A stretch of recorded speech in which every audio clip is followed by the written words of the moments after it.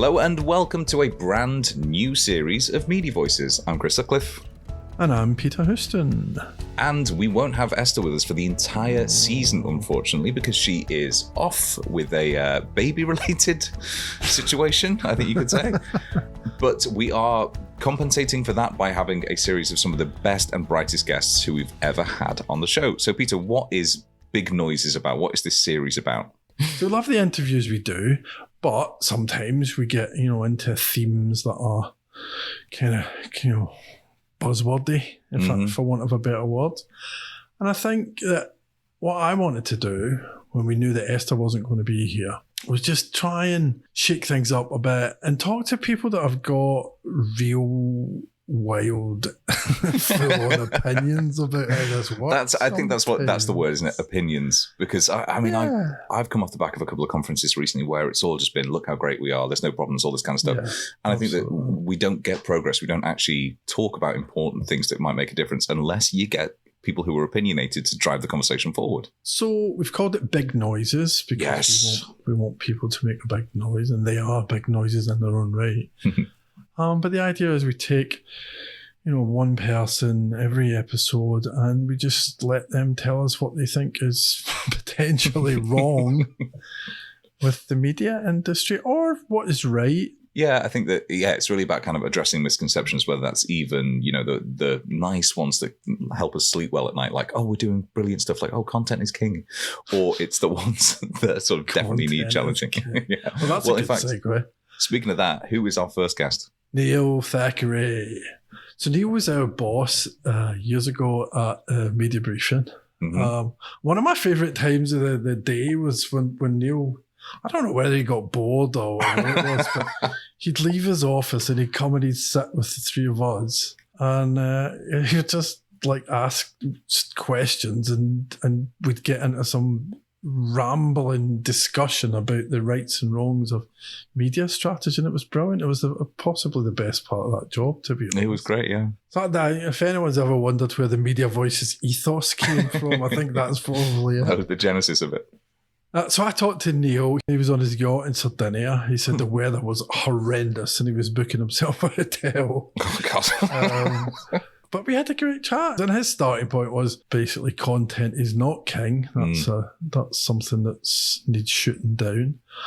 But he also talks about what he sees as a failure of leadership in some media organisations and how the investment community is culpable in some of that. So it was wide-ranging and full-on, and I loved it. It was one of the hardest edits I've had to do, not just because I had to sound cancel a bunch of seagulls, which I've never had to do on a podcast edit. We talked about all sorts, and I think in that sense, that's exactly what we want to get from this season. Before we get into that, we do need to take a moment to pay the bills and say thanks to Glide Publishing, who are going to be supporting this episode and the rest of the season.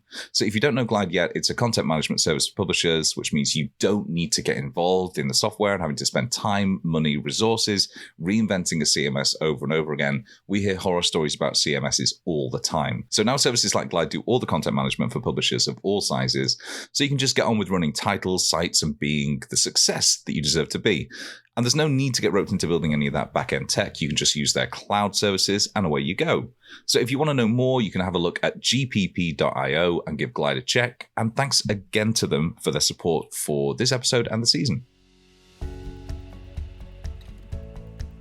Yeah, lots to get through with this interview with Neil. It was a really hard time editing it down to time. But to begin with, Peter, you actually asked him to take us through a potted history of his career. And I was a little bit disappointed to note that I didn't even get a name check. Sad. So, okay. So I've worked in the media industry for about 40 years, I suppose. And I've worked for large media companies and small media companies. And in the midst of all that, I met a guy called Rory Brown, and he and I started talking about the media industry and found that we kind of, largely speaking, agreed what was wrong with it and set about building a business. And that business was like a grubby startup funded by Rory and I. And over time, we bought assets, flipped a business from being a publishing business to being a data business. Although I exited 4 years ago, they've just traded it again for a number which is reported to be north of 250 million. So I can't tell you if that's true because I deliberately haven't asked them. But so that was kind of the journey. And I've been the CEO of lots of businesses, bought and sold lots of businesses. And for a while, I wrote a column, as you might remember, Peter, for our startup business, theMediaBriefing, about the state of the media industry. So I've given quite a lot of thought to what's wrong with it. And there's a lot of things wrong with it. There's an awful lot of poor quality thinking being conducted by those human beings. So, as I said just now, I've been to many, many conferences and organised a fair few, and there is not one of them where at some point during the proceedings, somebody hasn't said, content is king. And if you're very lucky, someone from the back of the hall will shout, and queen. And everybody will nod sagely, as if this is a statement of undeniable truth. Most of media is not content. Free media on the internet, which a lot of it is not contained within anything. In fact, it is normally open to the prey of anybody who wants to come and steal it, whether it be the search engines or Facebook or plagiarists, or we might talk about AI later, or AI machines scraping content and using it. So I think that initial premise is wrong. And the reason it matters is it kind of drives media owners to think that what they should be doing online is trying to work out how to do what they did offline in a digital world. And one of the reasons they think like that is because they still think about content. The second objection I have to it is the second word, and there are only two words, which is the king thing. And it's not because I'm anti-royalist particularly, but if media owners really think that what they produce, the information, data, pictures, whatever it is king, explain to me why most of the publishers I see on the web give it away for free. So they therefore consider it is not worth anything, and that their ads are, their web pages are drowning in terrible quality advertising, which is spammy, selling cryptocurrency stuff, is full of dodgy get-rich-quick schemes and whatever. But apparently your content, which it isn't, is king, which you clearly don't think that it is, but you still say this guff. Is it because they're chasing the money, and it's not? And I don't, by that I don't mean revenue necessarily. I mean investment. Is it because they're trying to impress the VCs or whatever? That's certainly true, and therefore we must make the VCs and the investors equally culpable for falling for this guff, mustn't we? There's a great story. Years ago, I was the CEO of a magazine called The Industry Standard, or the European version of it. And we launched it in the UK based on a US version, which had grown from nothing to $200 million in turnover, and I think still holds the record for being the highest paginating weekly magazine ever produced. And we used to write a lot of stories about the idiots in the investing world and how they could get floored by somebody who says, if the market's worth $1 billion, 1% of $1 billion is a lot of money, we're all going to get rich, kind of thing on the back of a napkin. And there was one guy who, bear in mind, this is in the late 90s, who went around the Californian VCs showing them a demonstration on a PC of 42 frames a second, full screen size video, delivered via a twisted copper pair down the phone line. And although we take all this stuff for granted now, back in the late 90s, there was no broadband. And if you remember, you used to download little bits of video, which were kind of like this big in the center of your screen, and it would take an hour to get 10 seconds of that on your dial-up. So this was like the holy grail. This is fantastic, guys. It's amazing. This is going to change the world. We're all going to be billionaires. And he wanted for seed funding $30 million, which he found really easily because he had this great demonstration of how it worked. And he took some premises, and then he did what many people did then. The first thing he did was he threw a launch party. Which is not unreasonable. When he decided he better have some music at this launch party, so he hired, as you do, The Who. This party cost $10 million, right? He then ran off with the other 20, never to be seen again. And it turned out it was a 2-bit con man who had just thought, these people are so stupid, they will buy anything. And all he had was a demonstration. He had some preloaded video on a laptop. He had a cable, and he plugged it in, which didn't do anything, and just pressed play. Okay, so that's what's wrong with it all. How do you fix it? Let's go back to when you and Rory started the media briefing or briefing media. What was your strategy? How are you going to do it differently? Most media companies are platform centric. They say they're in the magazine business or the news business, or they're in the TV business or the video business or radio or exhibitions or whatever it is. So they tend to be platform centric, and they start from that for that premise. And we always thought that if you picked a platform and then put product on it, you were leaving a lot of money on the table, one. And secondly, it constrained your product development because it meant that you fell into that trap that we talked about before of simply repeating the same thing, whether or not the customer really wants it. So we had this mantra which said, our business is going to be user-centric, platform neutral, but digitally underpinned. So there was no need to panic and say, oh Lord, if we own a print product, it's going to die. We must run around like a headless chicken.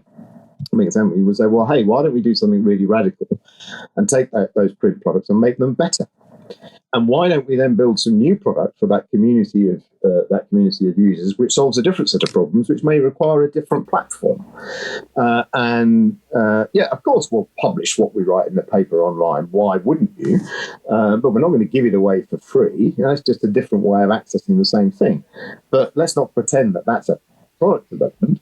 That's simply adding an additional platform to the way in which we distribute our content. The most important thing to do is to say, what are the problems that these customers have? Where is the friction in their lives or in their business? And what product can we produce which will ease that friction? And if it eases that friction, it will inevitably have an economic value. So that was kind of the insight. And then I've been showing this diagram to people for 20 years, but I don't have it in front of me, so I'll do it through interpretive mime, if you'll forgive me. So let's imagine you've got a 2x2 axis, and on one axis you've got how critical is this information that I am producing to a decision being taken by the end user. And on the other axis you've got how complex or difficult is this for the user to assemble themselves? If the answer to that question is it's not that important to them and it's not very difficult to assemble, I would argue news is probably in that category. It is highly likely that you're only going to live on advertising revenue, and we know that there are all kinds of problems with that. If on the other extreme you're up at the top right of the graph, where you're delivering something which is highly critical to a decision being taken, which might be price comparison information or technical data or whatever it might be, and it's very difficult for people to assemble themselves, then you could charge a premium price for it to the user. In fact, they probably won't even care what the price is that they charge. And so some of that is about utility, and some of it is clearly about distinctiveness. And that's one of the things that's gone wrong with mainstream media, is that it's lost its distinctiveness apart from political flag waving, arguably with the exception of Private Eye, who have never really bothered with anything digitally in the distribution of their content and have successfully maintained their paid circulation. Why is that? Because it's very distinctive. It's unlike anything else that is available.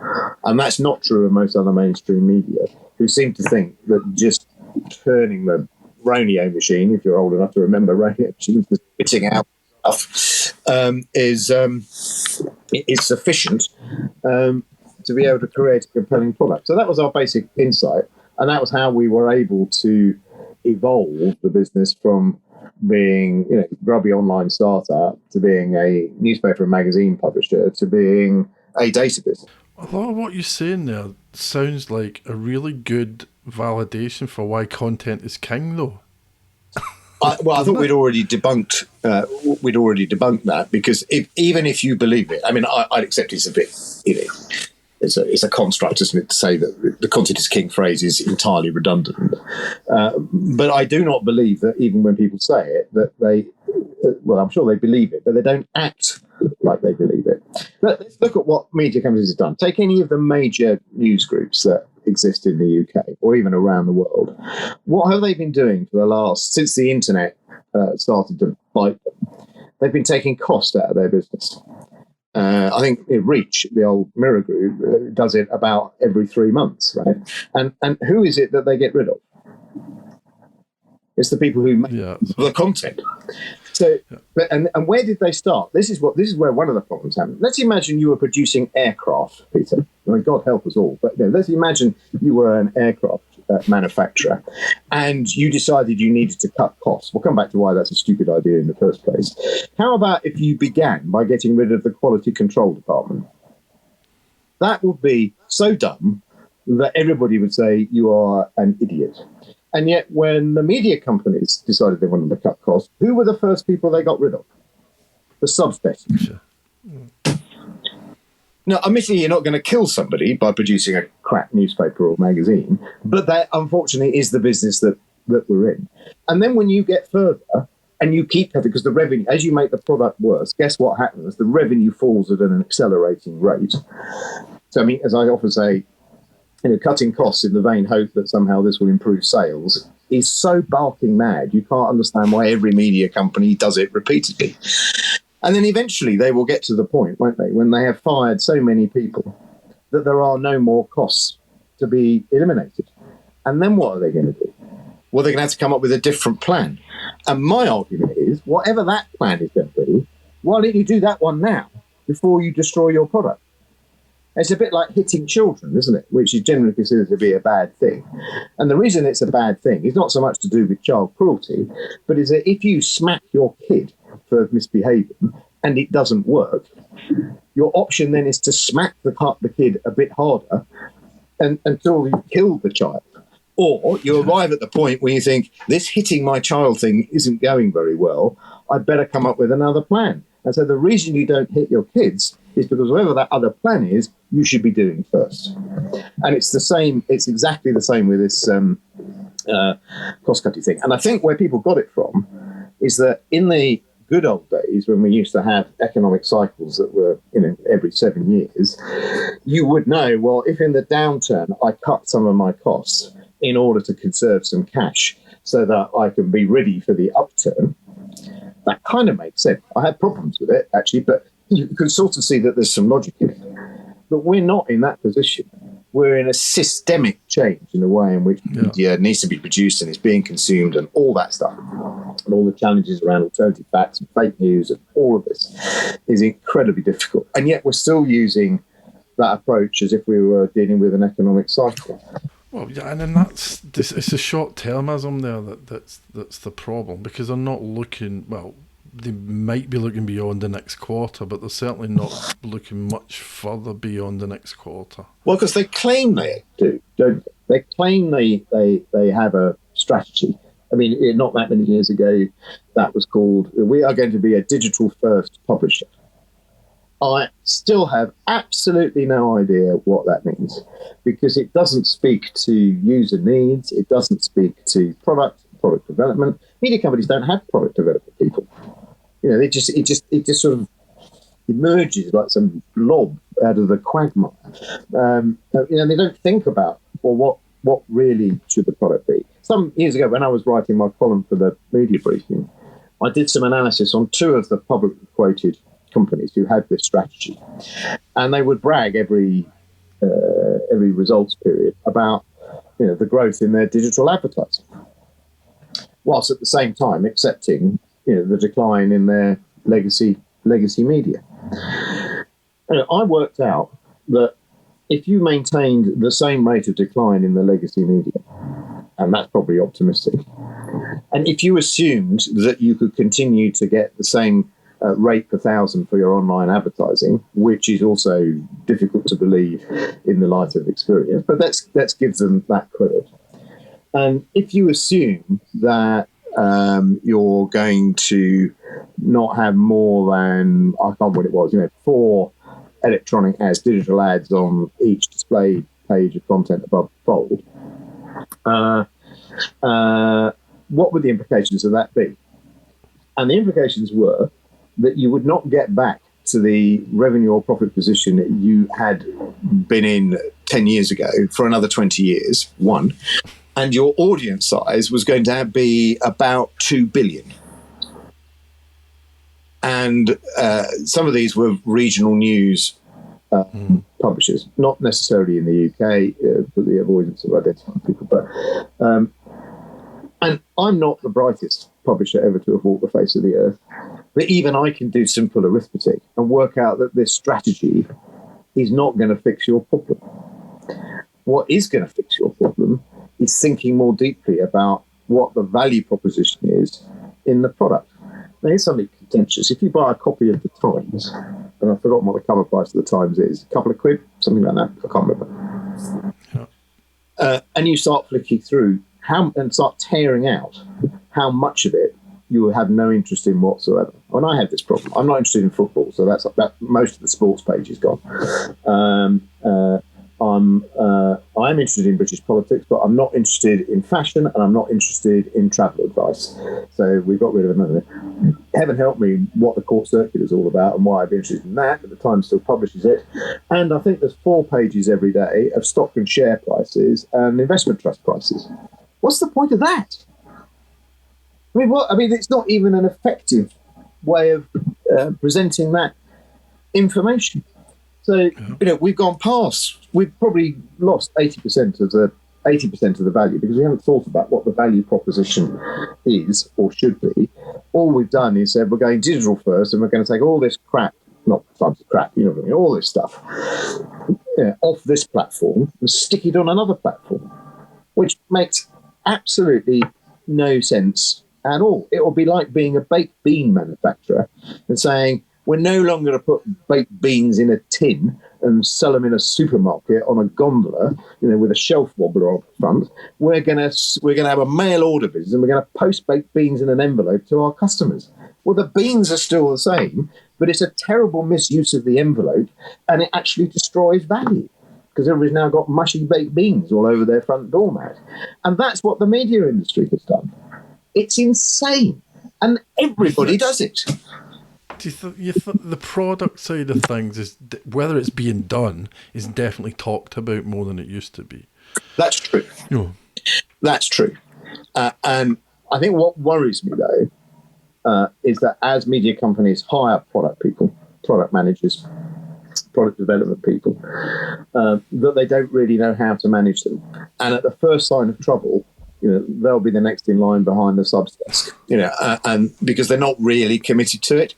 They're kind of hoping for some magical output that these people can invent, something extraordinary, which will, turn them into a unicorn business. And that's kind of not really how it works. If you really want to make it work, then product development has to be at the center of your business, not at the periphery of the business. And that means it has to be sponsored by the board and by the CEO, and it probably needs to be represented on the board. And at the board meeting, you should be spending 80% of your time talking about product development. And that doesn't happen in any board meetings that I've ever been to, so I'm guilty of it as well. Because otherwise, it's not going to make any difference. You'll just end up with something that is either an incremental improvement or batshit crazy. So a lot what you're saying is about leadership, right? Yeah. It's a leadership problem. Because there's loads and loads and loads of good people working in media. But there's a little bit of it sounds like what you're describing is a little bit of this hamster wheel going on. They're doing all this stuff, and it's being undercut from the top.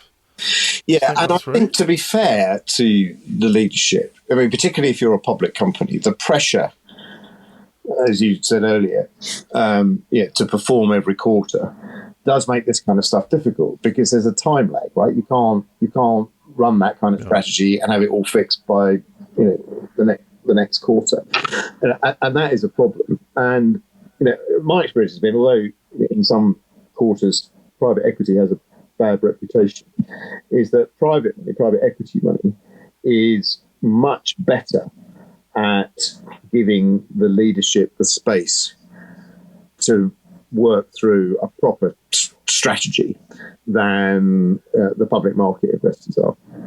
That's not universally true. I think it's slightly more difficult in the US.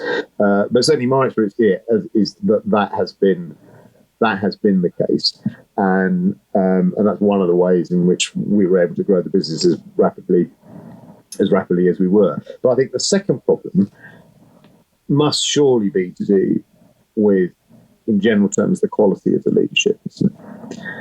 Because the point about leadership is not to get backed into a corner by whatever the circumstances are around you. But I know it's a difficult job. I've been a CEO for 25, 30 years or something, and it's difficult. And if it wasn't for the customers and the suppliers and the staff, the job would be easy.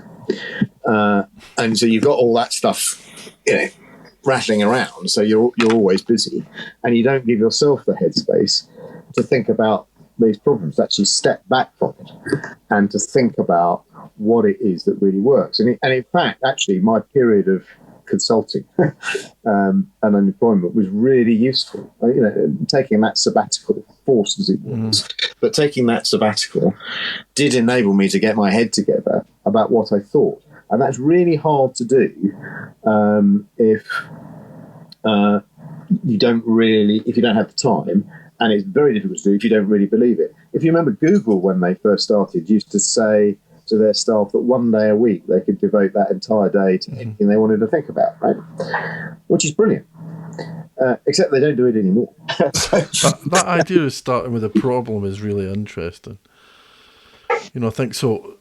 Okay, so I'm a CEO. Imagine I'm a CEO. Yeah. I'm going to give myself a day a week to go off and think. Yeah.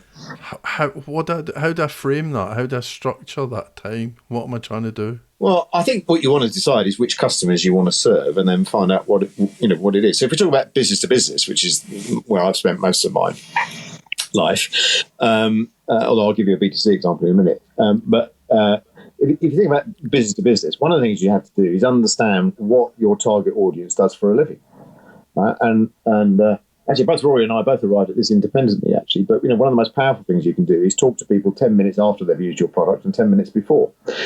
Or better still, go and talk to these customers and just talk me through what you do all day, and be, good at spotting where the friction is. That CEOs spend enough time understanding the customers that they serve, because they're corporate managers and they think that's something that other people will do.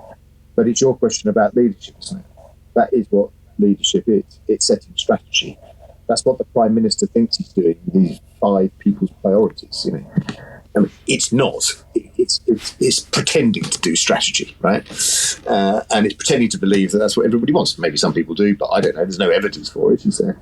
And you're certainly not going to solve the problem of halving inflation by just saying so. But it actually brings you back to that aphorism thing, doesn't it? It's really easy to say, and it's really easy for people to remember. Yeah. And maybe then you don't need to do anything because they think you're doing it because you said it. Well, and a lot of leadership does that. I mean, if you remember when Sly Bailey was CEO of the Mirror Group, she had a mantra, which I think other people have used. I think, but I think she was the original. But when she took on that business, she said, "Stabilize, revitalize, grow."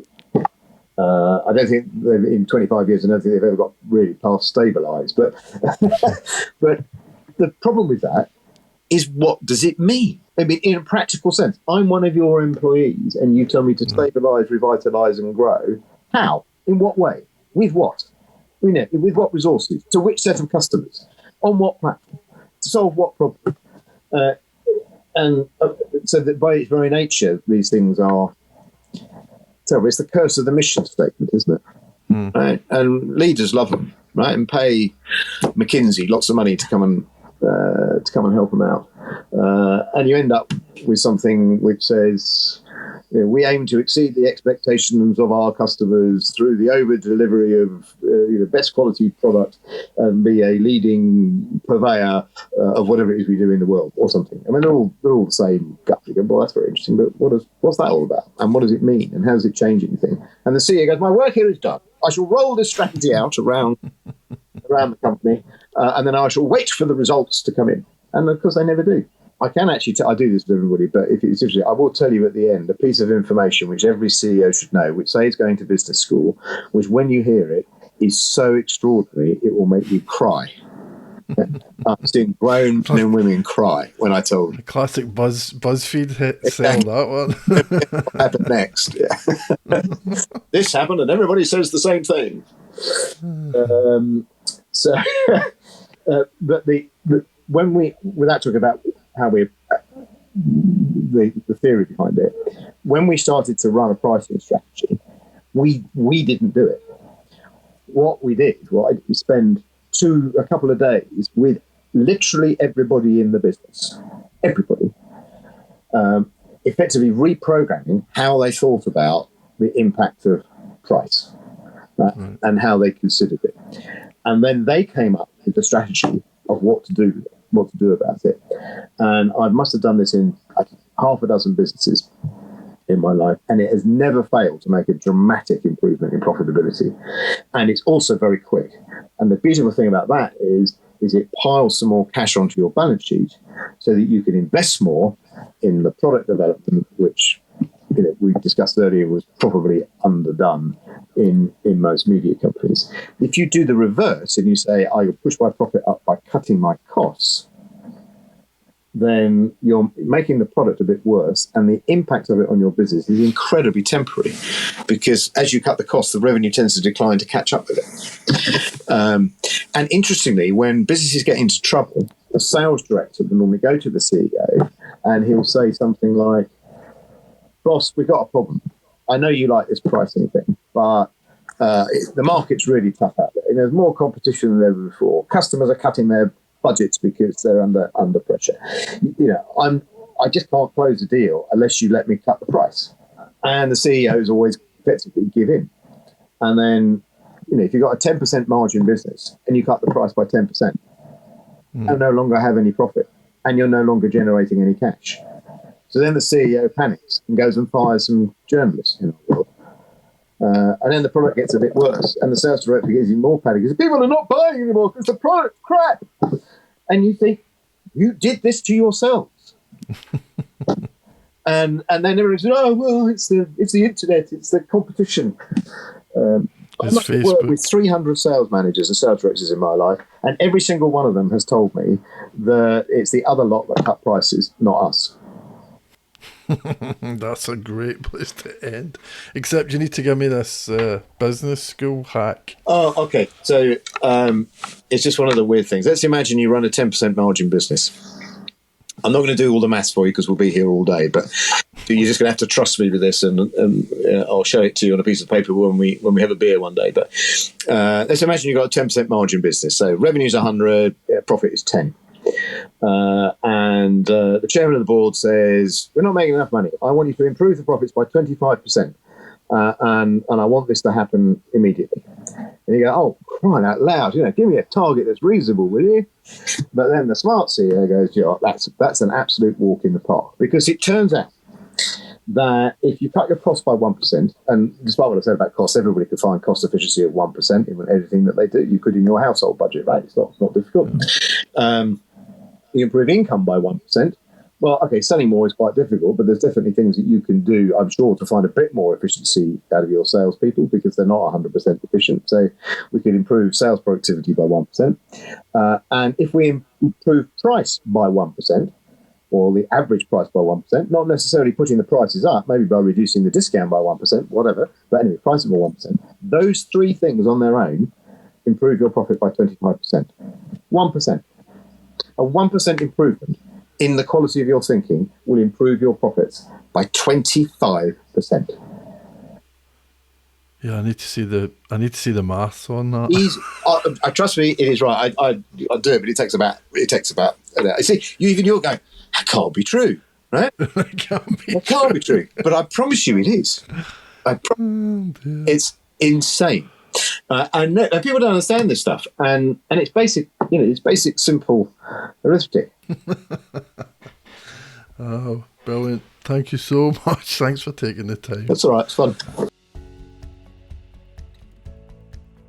So thanks very much again to Neil for coming on this first episode of our Big Noises series.